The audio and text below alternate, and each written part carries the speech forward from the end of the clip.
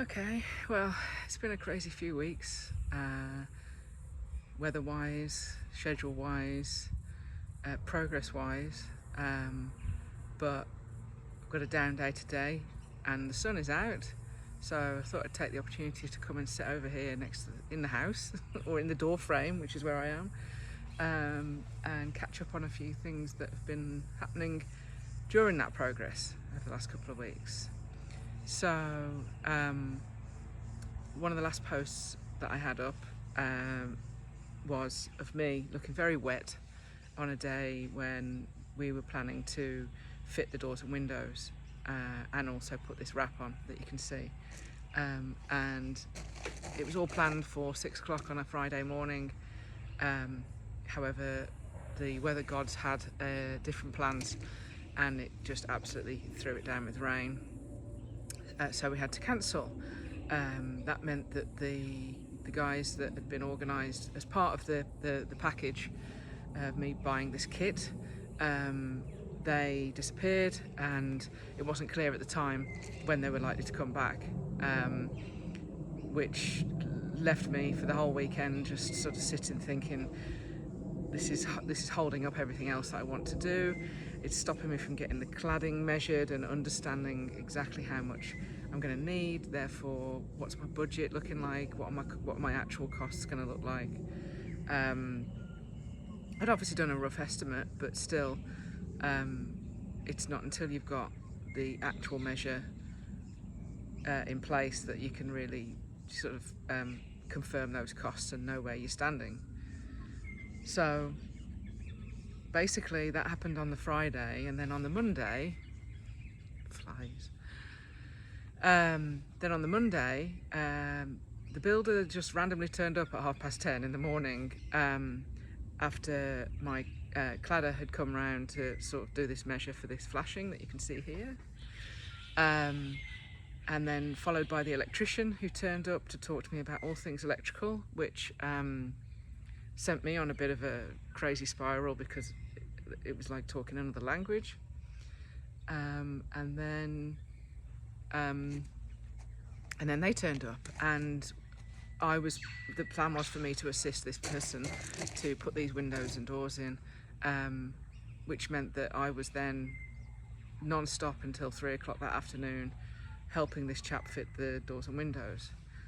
So it was a full-on day. However, whilst we were sort of halfway around wrapping, I suddenly had one of those moments where I thought, oh my God, it's all happening so fast now. You know, once you see the building start to be closed in, it gives it that extra perspective again of that space and just what that size looks like. And I think I said before that every time something is added to the building, it actually makes it look a bit bigger. You might disagree with that, let me know in the comments, but I feel like it's making the house look a little bit bigger. So that all happened, which meant that I was able to call the cladder back or the roofer back that same day and say, do you want to come back tomorrow and measure now that we've got the doors and windows in? So they came back. The builder was still here because they had a few things to finish off, and I could see Brad walking around not looking happy at all, and literally as soon as the builder disappeared, he just went to pieces. This is terrible, what have they done? They don't think about anything other than the inside. And there's me head in hands thinking, oh God, what's happened now? So basically what had happened was that the builder had come in and placed these doors and windows, basing his profile on what was happening on the interior. So making sure that the frames that hold the windows and doors in place were set back enough so that there was a 10mm clearance on the inside, because that's what's required for me to fit what I need to fit inside. So which is great really when you were talking tiny homes, because we're trying to maximize the space that we've got. You know, We're trying to be as efficient as possible with that interior space. So whilst that wasn't a problem for me, obviously it's caused major issues for the cladder, because he had an idea in mind as to what this flashing was going to look like. And it was going to be a very simple channel that was just going to butt up against the door frame, and the cladding sheets were going to slide into it. Now, what has happened since is explained on another video that we did yesterday when we were actually putting the flashings in. So we've had to go customised. It hasn't affected the price. Well, actually, no, it has probably affected the price, because it means that he needs to come back and do a top layer once we've got the sheets attached to this cladding. So in terms of material, there isn't necessarily more material. Well, if there is, it's negligible. However, the time spent with labour to add that second layer is what's going to hurt my costs. So that all being said, we got the cladding, or we got the flashings ordered, and again I had to change the colour for a third time. So I'm going with third time lucky.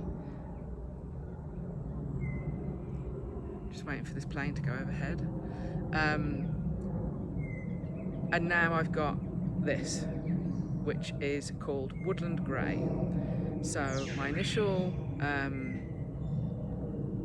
choice was called Night Sky, which is black pretty much, and I wanted that because I wanted it to just blend in to whatever surroundings it was going to be placed at.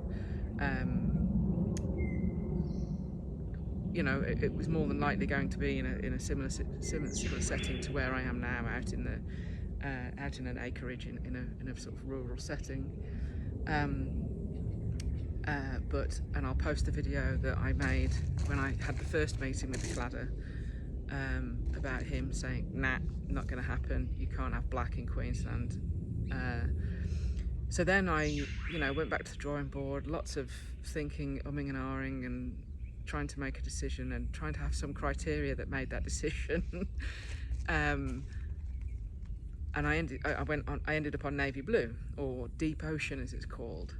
And I was really happy with that decision, and the carpenter mentioned it to the guy that supplies the colour bond, and he just said, no, not a good idea, we've had a few problems with it, it fades really quickly, she won't be happy with it after a fairly short period of time. So again, had to go back and think, oh, okay, it's going to have to be one of the greys. So here I am standing next to Woodland Grey. I personally think it looks quite green. I was standing back after we'd placed the first window yesterday thinking, oh, I'm quite happy with that. It looks very, like it's going to blend in with my natural surroundings. And then the cladder mentioned that it looked like camouflage. Immediately in my head I'm thinking, great, this unit, this tiny house that I'm pouring all of my blood, sweat and tears and finances into, I was so hell-bent on it not looking like a site shed that it's now going to look like some kind of covert military unit. Spent most of the day thinking about that, then realised that it's fine, it's okay. Once I've got the timber cladding on the one end, it'll hopefully really make it stand out as a feature, and make it look less like some kind of military hut. That's my plan anyway.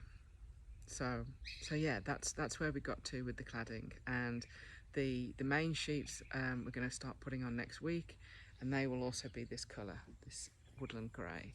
But yeah, now all the doors and windows have got their flashing on and everything's framed. Again, it's that next step. It's adding that feature, and it's making me feel so happy and proud of what I'm doing and what I'm able to achieve. And whilst the you know, in relative terms, what happened last week with the rain and the need for the builder to disappear and then come back was such a small blip. But it's amazing when you're doing something like this on your own, just how something like that can completely throw you, and make you realise how vulnerable you are as a client. So yeah, I you know, did what was necessary and got over it, moved on, and here we are now.